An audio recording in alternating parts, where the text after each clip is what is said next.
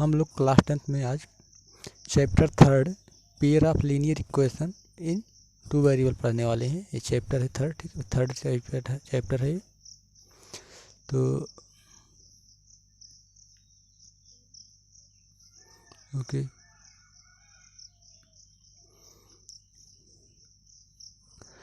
देखिए तो हम जो है पिछली वीडियो में जैसे चैप्टर सेकंड ख़त्म कर लिए हैं पॉलिनोमियल, थर्ड चैप्टर है पेयर ऑफ लीनियर इक्वेशन। तो लीनियर इक्वेशन क्या होता है, ठीक है, लीनियर इक्वेशन क्या होता है, हम लोग क्लास 9 में पढ़े हुए हैं कि ax plus y b y plus c equal to 0, ये जो है linear equation in two variable है, ठीक है। यहाँ पे एक्स वाई की पावर 1 होती है, वहाँ पे लीनियर इक्वेशन होता है।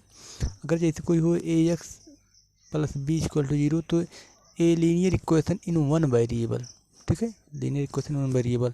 ध्यान दीजिए, जो एक्स वाई प्लेन अगर हो, ठीक है, कोई एक्स वाई प्लेन हो, जैसे कोऑर्डिनेट ज्योमेट्री में पढ़ेंगे आप लोग, ठीक है। अगर एक्स वाई प्लेन है ये, तो एक्स वाई प्लेन पे, एक्स वाई प्लेन की बात कर रहे हैं, जो एक इक्वेशन होता है ये एक पॉइंट रिप्रेजेंट करता है। क्या रिप्रेजेंट करता है? एक पॉइंट रिप्रेजेंट करता है। और जो एक इक्वेशन होता है linear equation in two variable, यह एक लाइन रिप्रेजेंट करता है। It will represent a line. Okay, अब देखिए, ये एक लाइन हो सकता है, ये लाइन इस तरह से जाए, इस तरह से जाए, ठीक है, और ये लाइंस कोई भी लाइंस से रिप्रेजेंट कर सकता है, ठीक है। ये लाइंस हो सकती है, ये लाइंस हो सकती हैं, ये लाइंस हो सकती हैं। तो इस तरह से एक इक्वेशन है इनका, ठीक है, इनका इक्वेशन हो सकता है a x plus b y plus c equal to 0। तो इस तरह से अब ध्यान दीजिए, अब linear equation in two variable हम आ गए हैं, और कैसा हो, पेयर हो, ठीक है। तो इसी इन्हीं दो वेरिएबल्स में दो इक्वेशन एक साथ लिखे जाएं, जैसे, तो जनरल फॉर्म ऑफ, ठीक, general form of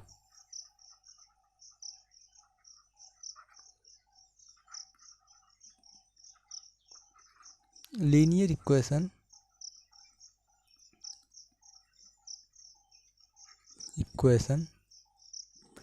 in two variable क्या है, a x plus b y plus c equal to 0, where a b c are constant. Okay, a b c क्या होनी चाहिए, कांस्टेंट होनी चाहिए। अब देखिए,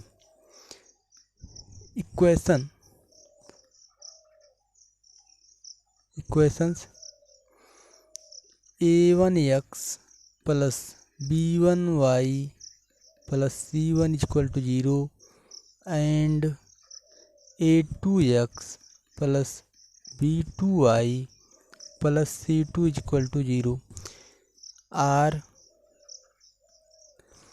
टू इक्वेशन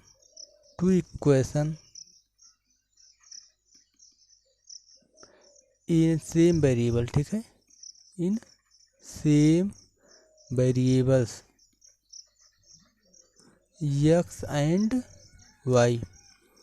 ओके, ये जो दोनों हैं इक्वेशन ये सेम वेरिएबल एक्स वाई में है, are called pair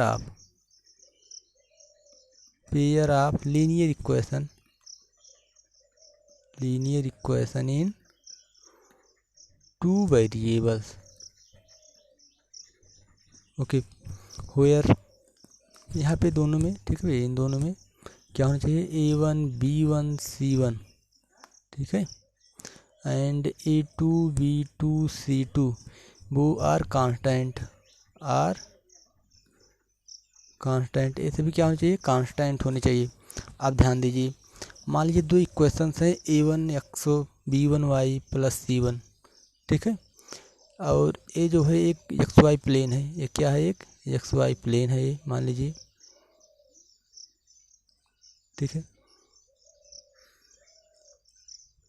okay, this is the x y plane. Okay, अब ध्यान दीजिए, यहाँ पे अगर एक लाइन है, ठीक है, ये मान लीजिए एक लाइन है, तो इसका इक्वेशन ज़रूर होगा। मान लीजिए इसका इक्वेशन है आपका, ठीक है, इसका इक्वेशन इस लाइन का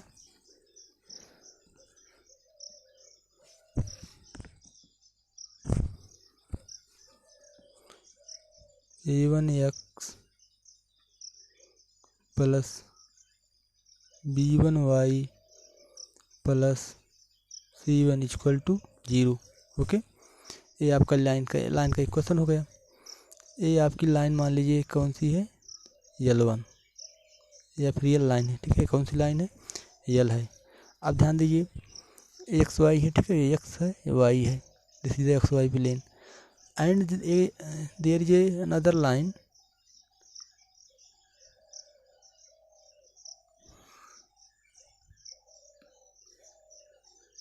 ये मान लीजिए दूसरी लाइन, ठीक है। ये क्या हो गई, ये दूसरी लाइन हो गई।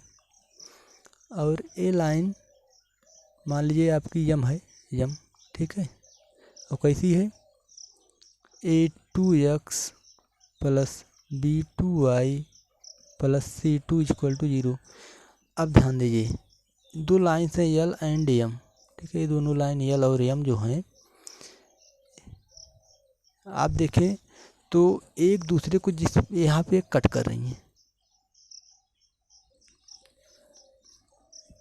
इससे बोलेंगे intersection point of line L and M, ठीक है। This is the L, this is the M.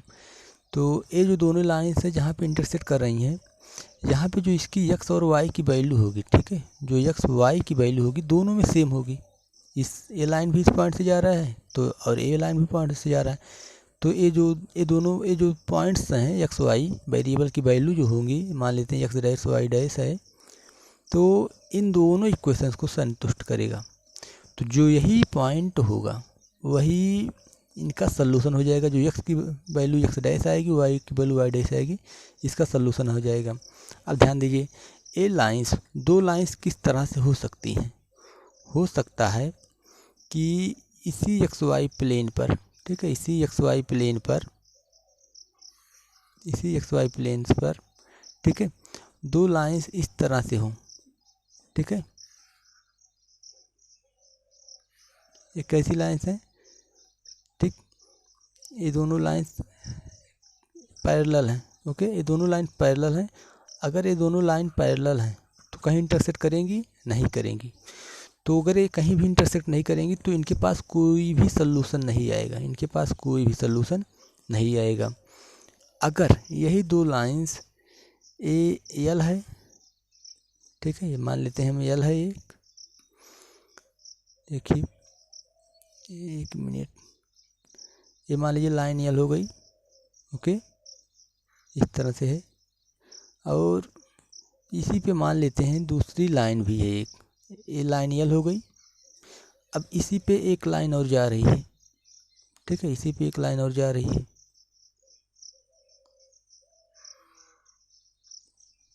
ठीक है। ये मान लीजिए लाइन यम हो गई, ठीक है, ये लाइन यम हो गई। तो आप ध्यान दें तो यल और यम ये दोनों लाइंस एक ही बिंदु, एक ही लाइन है, कोइंसिडेंट लाइंस, इनको बोलते हैं कोइंसिडेंट लाइन, इनको बोलते हैं पैरेलल लाइन। तो कोइंसिडेंट लाइन जो भी पॉइंट्स हैं ना, जो भी पॉइंट्स हैं वो दोनों को संतुष्ट करेंगे। तो इनके पास क्या हो जाएगा, इनफाइनाइट सॉल्यूशंस हो जाएगा, ठीक है। इनके पास इनफाइनाइट सॉल्यूशन मतलब एक्स वाई की सभी वैल्यूज़ को सेटिस्फाई करेंगी। और जो थर्ड केस है, वो एक लाइन हो सकता है यल हो, ठीक है, और दूसरी है ये मान लीजिए यम, ठीक है, ये दूसरी मान लेते हैं हमें लाइन यम है, ठीक है। तो जो ये दोनों लाइंस हैं यहाँ पे एक पॉइंट पे कट कर रही हैं, तो ये थर्ड केस है, 1 2 एंड दिस इज थर्ड, तो 3 केस हैं। तो जब इस तरह से होगा, ठीक है, तो बोलेगा यूनिक सोल्यूशन, सिर्फ और सिर्फ एक बिंदु पे कट कर रही है, तो इसके पास क्या हो जाएगा, यूनिक सोल्यूशन। इसके पास इनफाइनाइट मेनी सोल्यूशन, ठीक है, मेनी सोल्यूशन। और इसके पास नो सॉल्यूशन, कहीं इंटरसेक्ट नहीं करेगी, तो कहीं पे भी कोई भी इसके पास जो है सॉल्यूशन नहीं आएगा। तो जो कॉमन पॉइंट होगा वही इसका सॉल्यूशन हो जाएगा। अब हम इसको देख के हम सभी इक्वेशंस के लाइन तो बनाएंगे नहीं, हम जो है जो इक्वेशंस होते हैं लीनियर इक्वेशंस के, जो इक्वेशन दिए जाते हैं लीनियर लाइन मतलब लाइंस के जो लीनियर इक्वेशन दिए जाएंगे, जैसे a1x plus b1y plus C1 equal to 0 and A2x plus B2y plus C2 equal to 0। इन इक्वेशंस से, ठीक है, इन्हीं इक्वेशन से ही हम देख के ये बता सकते हैं कि लाइंस पैरेलल है या नहीं है। ठीक है, अब ध्यान दीजिए, पैरेलल होने के लिए इनके जो कोफिशिएंट्स हैं वो सेम रेशियो में होने चाहिए। मतलब क्या हो गया कि A1/A2 इक्वल टू B1/B2। अगर इतना है तो ये क्या हो गया, पैरेलल हो गया। ये क्या हो गया, अगर सिर्फ इतना ही है, A1/A2 इक्वल टू B1/B2, अगर इतना ही है तो पैरेलल हो गया। अगर ये इक्वल टू C1/C2 भी हो गया तो क्या हो गया, कोइंसिडेंट हो गया। ठीक है भैया, तो क्या हो जाएगा, लाइंस क्या हो जाएगी, कोइंसाइड कर जाएगी। अब जब कोइंसाइड कर जाने का मतलब क्या हो गया कि ये जो दो लाइंस हैं, ठीक है, जो दो लाइंस हैं, पहली लाइंस और दूसरी लाइंस, ठीक है, ये दोनों ठीक एक दूसरे के ऊपर हैं और ऐसी दशा में इसके पास इनफाइनाइट सोल्यूशन हो जाएगा। ठीक है, इनफाइनाइट सोल्यूशन हो जाएगा। लेकिन अगर इस तरह से है A1/A2 इक्वल टू B1/B2, पर ये जो है C1/C2 नहीं है।